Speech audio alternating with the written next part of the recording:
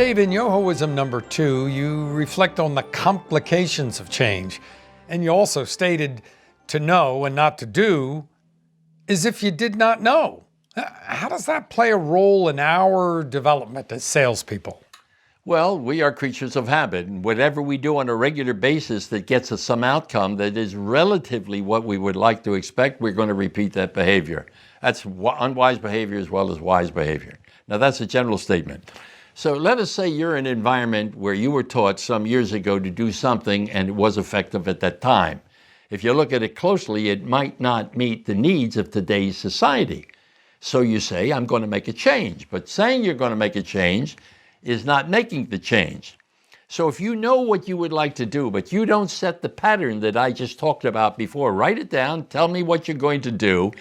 You tell yourself what you're going to do and then measure it for 21 days. You got to keep trying it for 21 days. The first time you try a new idea, a new method, developing a new attitude, a new spiel, whatever it is you're developing, it's like you're bringing a new product, a new service to the marketplace. You've got to learn it well, and it takes you a little time. And the more time you do what you want to do in a more effective way, then the more times you'll be successful. Now, the other part of that, of to know and not to do, I mean, we all know whatever the habits you have that you want to get rid of. I don't care whether smoking, over drinking, eating too much late at night, not exercise, whatever it is, you've elected to follow a pattern with which you're comfortable. And if you know these other things and you don't do them, it's almost like not knowing them. Now, you're sitting through a training video here, listening to what research has brought to task, saying this is where you have to change. If you choose not to, you're not going to offend me, but you may be offending yourself. Just understand that if you hear something and you know it's working in a lot of different areas and you don't try it, and for a minimum of 21 days, it's as if you hadn't heard it. Thus is the answer to that question. Now, if you've utilized our training in the past, you've heard us talk about this, and maybe you've even seen the demonstration I'm about to show you, and yet haven't made some simple changes.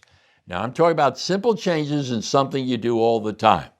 I want you to put your hands together individually as if you were in prayer, and notice here's how my hands are. Try it while I'm doing this. And I want you to notice whether your right thumb is on top or your left thumb is on top. And when you decide which is on top, then I want you to close your eyes, spread your hands about like so, and then put your hands back together opposite. It shouldn't be that difficult. You'll find that it is. Now I've got the left thumb on top, all the fingers interchanged. And hold that pose for a moment. You will find it is not comfortable. Anything you have been doing for a protracted period of time that you do over and over again, you have a comfortability range in how you do it. You get dressed in the morning, you button your shirt from the top down to the bottom up. That's the way you often do it. Let me give you a further example.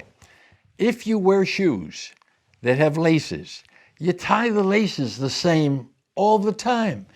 If you start out by taking the two laces and placing the right lace over the left, that's the first part of the loop. Now watch, do you place the right over the left or the left over the right? That's the way you've always been doing. Now you start the next part, you make this little bow and you come around and you pull the shoelaces together. And we use this as an example in management.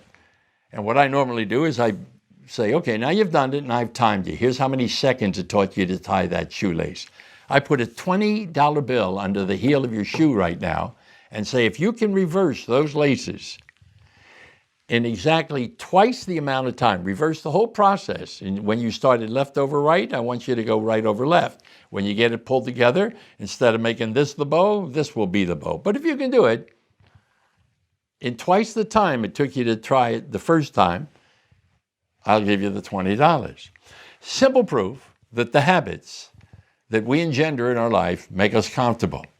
We don't like giving up comfortability.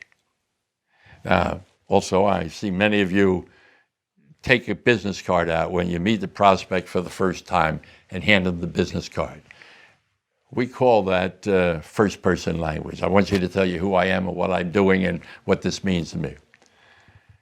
And things like not presenting the card until you find out the other person's name. You're going to find out the power of that.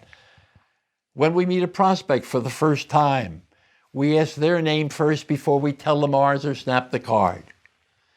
In each example, you are asked to modify some physical or verbal practice with which you are comfortable.